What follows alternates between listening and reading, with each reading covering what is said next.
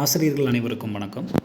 மிக மிக முக்கியமான செய்தி காமன்டேட் நோட்டிஃபிகேஷன் குறித்து வெளியே இருக்குது. அதை பற்றி இந்த வீடியோவில் பார்க்கலாம்.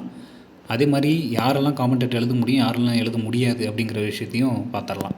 அதுக்கு முன்னாடி நம்ம சேனலுக்கு புதிய பார்வையாளர்களாக இருந்தீங்கன்னா மறக்காமல் சப்ஸ்கிரைப் பண்ணிக்கோங்க. பக்கத்தில் இருக்கிற பெல் ஐக்கானை கிளிக் பண்ணிக்கோங்க. அப்போ தான் டிஆர்பி மற்றும் பள்ளிக்கல்வித்துறை சம்மந்தமாக எந்த ஒரு அப்டேட் வந்தாலும் மிஸ் பண்ணாமல் பார்க்க முடியும். சரி, ஓகே, வாங்க வீடியோக்குள்ளே போகலாம்.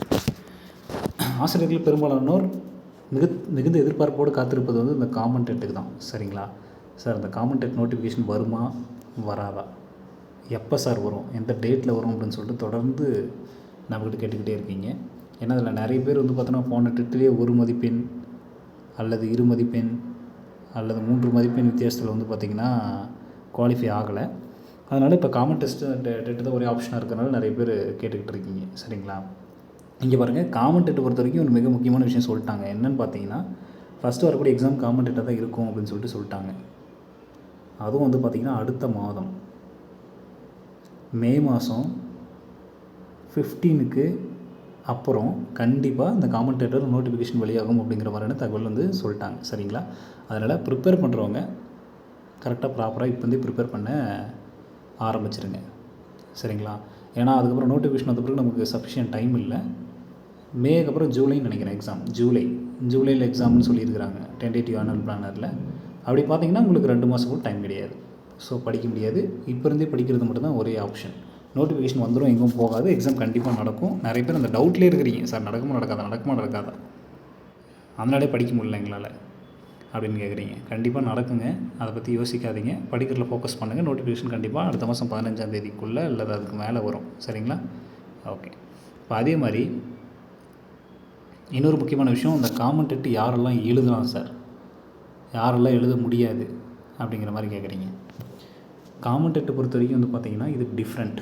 இப்போ ஸ்பெஷல் டெட் போயிட்டுருக்கு இல்லையா, அது டிஃப்ரெண்ட். ஸ்பெஷல் டெட்டும் டிஃப்ரெண்ட்.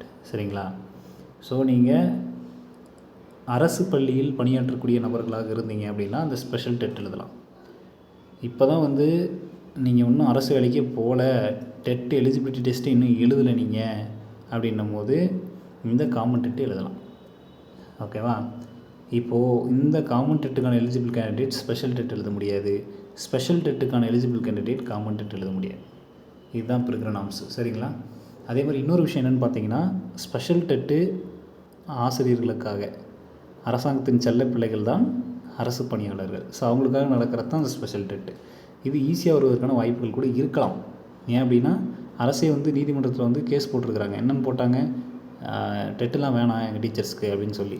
பட் உச்சநீதிமன்றம் என்ன சொல்லிட்டாங்க, கம்பல்சரி டெட்டு பாஸ் பண்ணாத டீச்சர்ஸ் பாஸ் பண்ணணும், இல்லை அப்படின்னா அவங்கள ரிட்டையர்ட் ஆகிக்க சொல்லுங்கள், விஆர்எஸ் கொடுக்க சொல்லிடுங்க அப்படின்ற மாதிரி தீர்ப்பு கொடுத்துட்டாங்க. அதை எதிர்த்து கூட வழக்கு போட்டிருந்தாங்க. சரிங்களா, அப்போ காமன் டெட் எக்ஸாம் வந்து ஸ்பெஷல் டெட் எக்ஸாம் வந்து கேள்வி கொஞ்சம் எளிமையாக வருவதற்கான வாய்ப்புகள் அதிகமாக இருக்கிறது.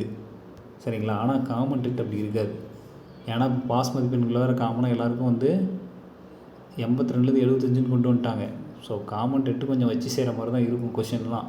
அதுக்கு என்ன சார் பண்ணணும் அப்படின்னா, கண்டினியூவாக வந்து கொஷின் போட்டு பார்க்கணும். ஏதாவது அகாடமிக் சார் இருந்தால் சரிங்க, இல்லை வீட்டிலே கூட இருங்க. கொஷின் டெஸ்ட் போட்டு பார்த்துட்டே இருக்கணும். ப்ரிப்பரேஷன் ரெகுலராக இருக்கணும், கன்சிஸ்டன்சியாக இருக்கணும்.